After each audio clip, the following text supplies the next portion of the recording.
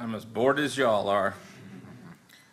This topic is getting to the point of being silly to me. It's silly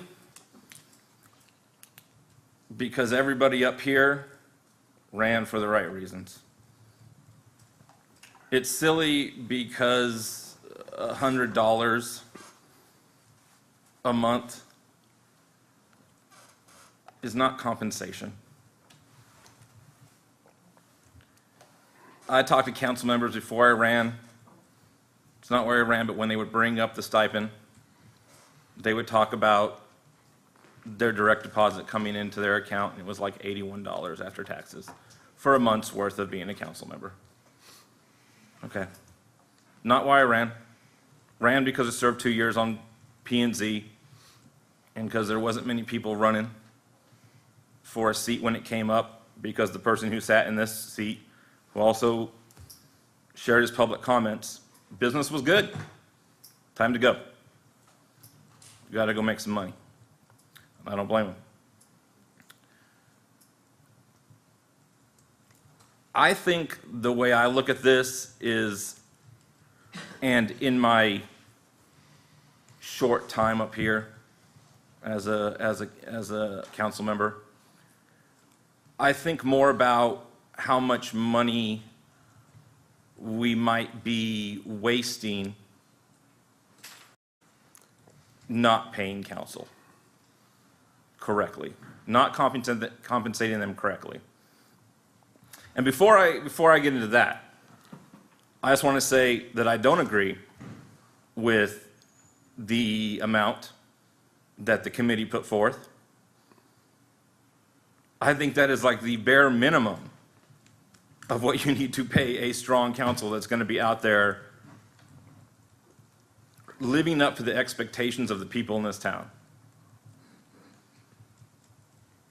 And that's why I think the whole conversation is silly. I think $1,000 is silly. There's a good quote for the media. I've spent the majority of my career in marketing and media, and I thought this whole situation was silly because at $100 a month, you double that and you make it $200, and it's headlines all over the place. Council members, politicians, want money. Easy to write. Easy to get people fired up. But how much money are we wasting by not compensating council members correctly? And I started thinking about this when I look at that vacant seat over there. I started thinking about that because in my short time, I've watched a council member quit on the spot and walk out those doors with less than 10 months remaining on their term. And then I found out real quick that the one thing a council member can do that costs this city a lot of money is quit. And there's nothing else that this council or you taxpayers can do about it. It's going to trigger an election, a special election, that's going to cost the taxpayers $22,000. So I have a seat that's open in November. Council member quits in February. We have to hold a special election. 22 grand. Hayes County. Okay. 4 people sign up to run in that election. Statistically, when 4 people run for a seat, it goes to a runoff, which triggers another election. Price doubles. Another $22,000. $44,000 we might spend, at least 22, to fill that seat for, depending if there's a runoff or not, 2 to 5 months. And then we're going to do it all over again.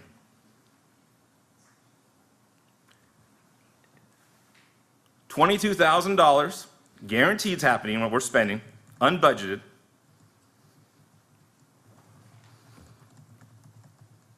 At this current compensation, that's almost 2 years for a council member.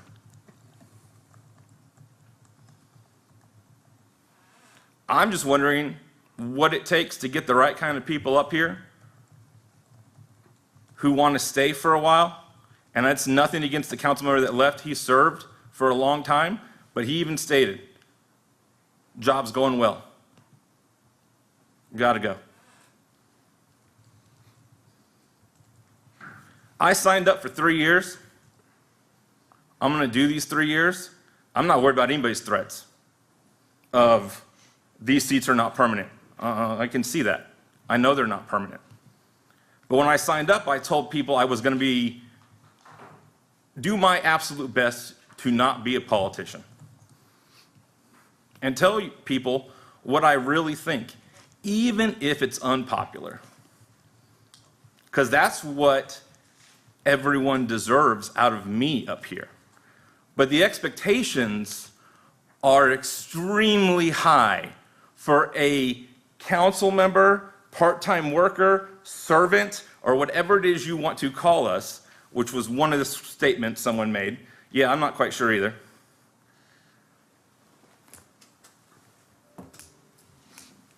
I was spending time on this thing called Facebook the other day, and I was reading comments about council compensation, and I'm on my neighborhood page, and they're getting all riled up about it.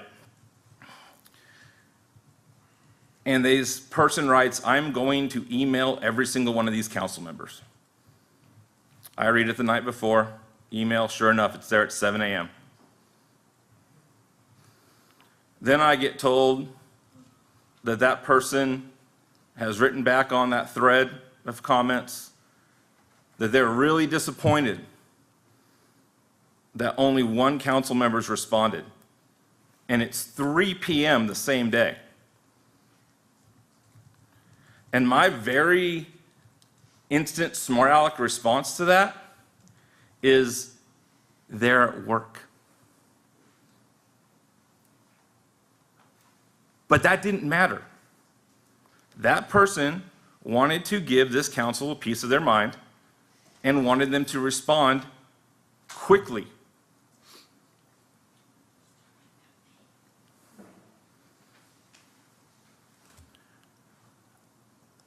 This city has to decide what it wants out of its council members. On this comprehensive financial plan, there's a City of Kyle organizational chart. Taxpayers are at the top. People are at the top. Right underneath it, it says City Council. Everybody else below. If we're your contract labor, you want us to do a good job for you, we're going to all do our best. There's no doubt about it. Hopefully all of us stayed till the end. And Ms. Knight was correct, and so was Mayor Mitchell when he talked about how important experience is. That's the one thing that has really come to weigh on me, is how correct that is. I think the same thing about new blood and term limits and all that kind of stuff. But by the time you get to know the role, by the time you stop micromanaging, as some people like to put it, I'm just trying to micromanage myself. I'm trying to make sure I know everything because I'm expected to know everything that goes on in the city when I get a call. That's a lot to learn. A lot to learn. It takes a lot of years.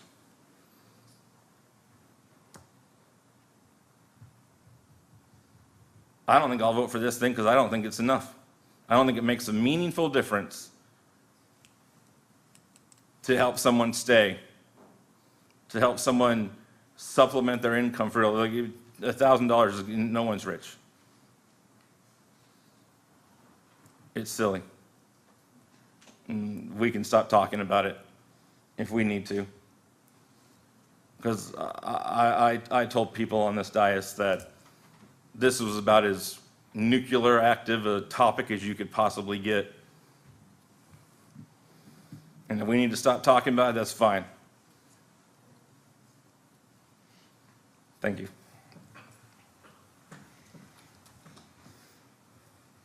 All right.